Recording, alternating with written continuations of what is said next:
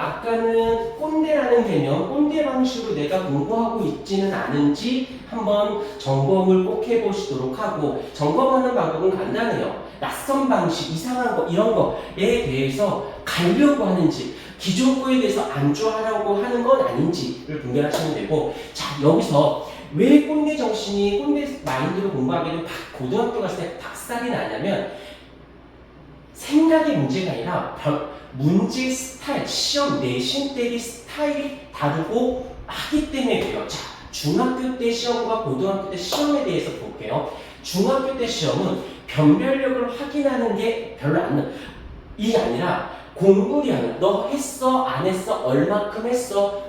다시 말하면 개념 설명 듣고 문제를 풀다 보면 그 문제들이 그 안에서 테두리에서 많이 벗어나지 않아요. 절대평가잖아. 몇 점이면 되는 거잖아. 몇 등이가 아니라 몇 점이면 되거든. 그러니까 90점 넘는 애가 전교생이 90%여도 상관없어요. 누가 더 잘하니 못하니가 아니라 했니 안 했니 문제지. 그러니까 중학교 때는 그러니까 한 만큼 점수가 나오는 거죠. 근데 고등학교는 근본이 달라. 근본이 어떻게? 고등학교는 변별력을 확인해요. 했니 안 했니가 아니라 너 얼만큼 했니? 그러면 쟤보다 더 했니? 덜 했니? 이렇게 말하니까 좀 했어? 당연한 거지 이거는. 얼만큼 했어?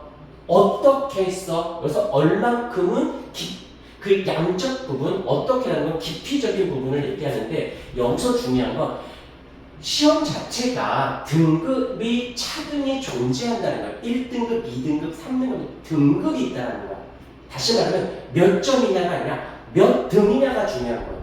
위다 아래다 점수차가 반드시 존재할 수밖에 없어요. 그러니 학교 선생님 입장에, 중학교 선생님 입장에서는 확인 작업이 있지만 고등학교 때는 어떻게 해줘야 돼? 난이도를 만들 수밖에 없어요.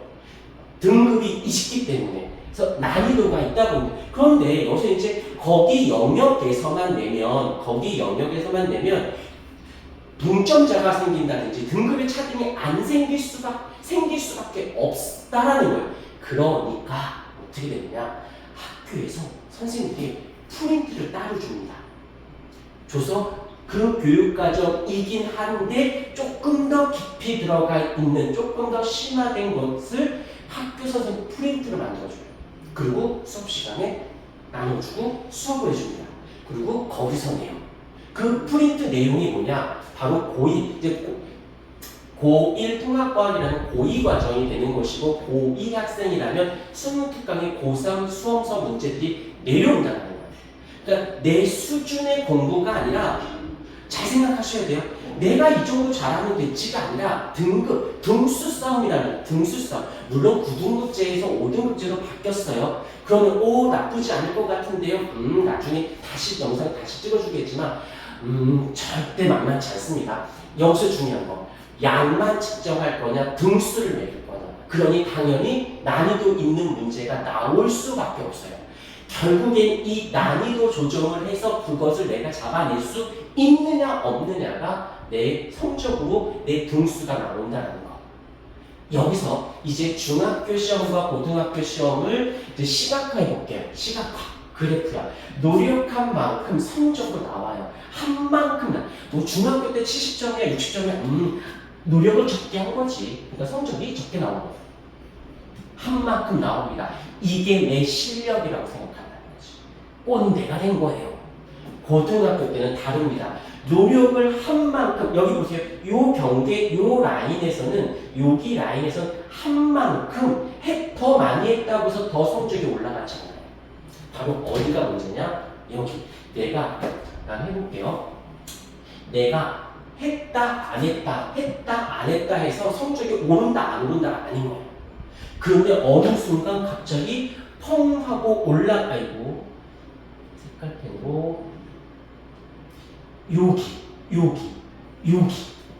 이러한 이게 1차 함수가 되고 불연속 함수라고 하는데, 이런 경계선이 팡 하고 튀어 오르는 얘는 양으로, 노력으로 되는 게 아니에요. 노력으로 되는 것이 아니라 얼만큼, 어느 쪽으로, 어떻게 방향성을 잡고 학교 선생님이 프린트를 줬어. 그럼 요게 어떻게 문제화될지 다시 깊이 들어갈게.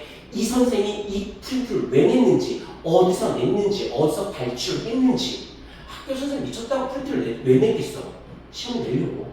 그럼 그게 어디서 발주가 됐는지, 어떤 스타일의 문제, 그 개념들이 어떤 문제로 되어져 있는지를 알아야지만 그걸 잡아내야 오를 수 있는 거예요.